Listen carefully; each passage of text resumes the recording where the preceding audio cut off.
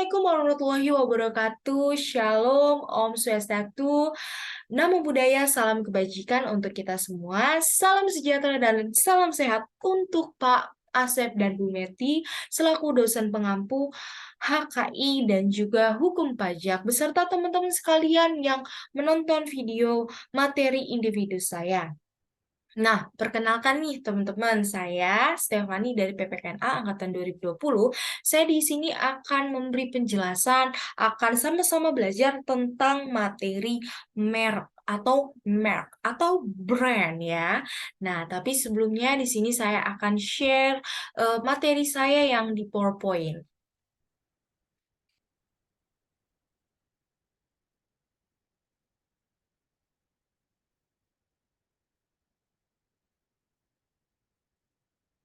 Ya, pengertian merek. Merek atau jenama adalah tanda yang dikenakan oleh pengusaha pada barang yang dihasilkan sebagai tanda pengenal. Nah, artinya ini merek merupakan salah satu komponen penting nih teman-teman dalam melakukan bisnis.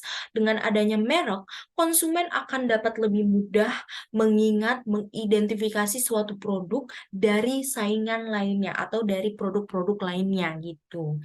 Nah, konsumen juga menjadi lebih percaya dan yakin terhadap produk yang memiliki merek. Maka dari itu sangatlah penting bagi perusahaan untuk menciptakan produk yang memiliki merek yang bercitra baik di masyarakat serta mampu melindungi dan meningkatkan mereknya ini di pasaran.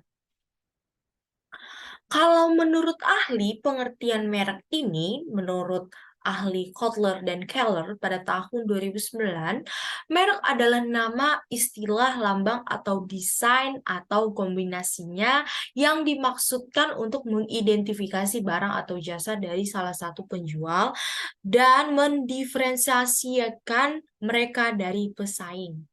Nah, pengertian merek menurut undang-undang, pengertian merek pada undang-undang baru yaitu Undang-Undang Nomor 20 Tahun 2016 tentang merek dan indikasi geografis yang mengalami perubahan dan memberikan penjelasan lebih lengkap yaitu tanda yang dapat disimpulkan secara grafis berupa gambar, logo, nama, kata, huruf, angka, susunan warna dalam bentuk dua dimensi atau tiga dimensi, suara, hologram, atau kombinasi dari dua atau lebih unsur untuk membedakan barang atau jasa atau yang akan diproduksi oleh orang atau badan hukum dalam kegiatan perdagangan barang dan jasa. Nah, itu tuh pengertian merek menurut undang-undang, teman-teman. Jadi, di sini saya akan menyimpulkan dari pengertian undang-undang, pengertian ahli, dan juga pengertian merek secara umum. Jadi, merek ini merupakan identitas yang membedakan dengan merek-merek lainnya. Dengan adanya identitas, konsumen akan lebih percaya, akan lebih bisa membandingkan merek kita dengan merek lain, sehingga merek kita juga bisa dikenal, diingat, dan juga dapat dipercayai oleh konsumen dengan adanya merek. Sehingga merek ini perlu adanya citra yang baik. Sebagai pengusaha, kita memberikan citra yang baik terhadap merek usaha yang kita miliki itu.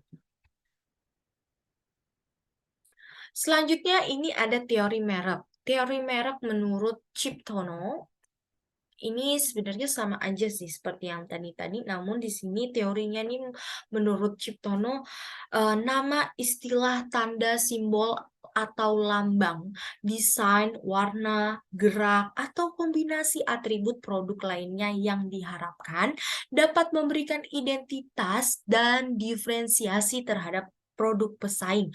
Pada dasarnya suatu merek juga merupakan janji penjual untuk secara konsisten menyampaikan serangkaian ciri-ciri, manfaat, dan jasa tertentu kepada para pembeli.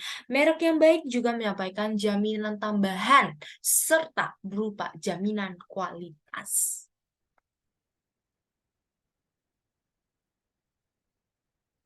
Ya, peraturan perundang-undangan. Peraturan perundang-undangan ini pertama kali diatur melalui Undang-Undang Nomor 19 Tahun 92, Nomor 19 Tahun 1992, dan diubah menjadi Undang-Undang Nomor 14 Tahun 1997 tentang perubahan atas Undang-Undang Nomor 19 Tahun 92 tentang merek itu. Setelah ratifikasi keanggotaan WTO pada tahun 1994. Selanjutnya, pengaturan merek disesuaikan dengan TRIPS melalui Undang-Undang Nomor 15 Tahun 2001 tentang merek, dan terakhir diubah melalui Undang-Undang Nomor 20 Tahun 2016 tentang merek dan indikasi geografis yang selanjutnya disebut UUM. Apa sih UUM, teman-teman semuanya? Nah, jadi hak atas merek merupakan undang-undang merek. Jadi UUM ini merupakan undang-undang merek. Adalah hak eksklusif yang diberikan oleh negara kepada pemilik merek yang terdaftar dalam daftar umum merek untuk jangka waktu tertentu dengan menggunakan sendiri merek tersebut atau memberikan izin kepada pihak lain untuk menggunakannya terdapat dalam pasal 1 UUM. Menurut pasal 35 ayat 1 UUM, merek terdaftar mendapat perlindungan hukum dalam jangka waktu 10 tahun sejak tanggal penerimaan. Kemudian kalau misalnya sudah habis 10 tahun, bisa diperpanjang kembali apabila mau diperpanjang. Nah, gitu teman-teman. Nah, di sini ada contoh merek nih. Nah, seperti yang teman-teman tahu, merek ini banyak banget dikenal ya. Nah, kalau merek di dalam merek dagang atau trademark, itu diantaranya adalah merek Apple. Apple tuh handphone. Nah, yang berbentuk apple ya kan. Terus kemudian ada merek Samsung, itu HP ya. Nah, itu Samsung biasanya kita kenal identitasnya dari HP Korea Selatan. Kalau Apple dari Amerika Serikat ya. Nah, kemudian ada Sony. Sony ini biasanya kita kenal itu sebagai kamera yang buat foto seperti ini. Nah, kemudian Nokia. Nah, kalau Nokia identitasnya ini sudah lama ya. Maksudnya artinya Nokia ini merupakan merek yang sudah lama. Mungkin diperbarui terus, namun seiring berjalannya waktu Nokia ini tidak terlalu pamor seperti dahulu kala. Nah, Nokia ini biasanya kita kenal itu sebagai handphone juga yang tahan banting. Kalau misalnya dijatuhkan juga tidak akan rusak gitu. Nah, kemudian ada LG. LG juga merupakan merek TV, merek kulkas, merek handphone, banyak ya kalau LG. Nah, kemudian ada Sosro. Kalau Sosro ini merek eh, minuman, teman-teman. Merek minuman yang manis-manis gitu, kayak teh manis ya kan. Nah, itu merupakan Sosro gitu. Dan banyak banget lain-lain yang merupakan contoh-contoh merek di dalam merek dagang, teman-teman. Biasanya juga kalau misalnya merek ini biasanya dia itu memberikan diskonan gitu ya, diskonan-diskonan yang besar-besaran sehingga orang-orang ini bisa juga tergiur dengan adanya diskonan tersebut, sehingga merek itu dengan ada diskon misalnya beli satu gratis 5 kayak gitu kan, bisa orang-orang diinget tuh, ih merek apa tuh, merek Oppo. Nah, itu gampang banget buat diingat orang dengan adanya diskon-diskon seperti itu. Nah, brand ini menjadi identitas dan melekat pada sebuah produk yang ditawarkan kepada konsumen, biasanya berupa nama, logo, dan simbol. Jadi, kalau merek itu bukan salah satu dari nama, logo, simbol. Namun, kalau menurut saya itu adalah kalau sudah ada yang namanya merek, pasti udah ada yang namanya logo, udah ada namanya simbol. Nah, gitu. Seperti misalnya Apple, logonya adalah apel. Kalau Samsung logonya S gitu ya, teman-teman semuanya.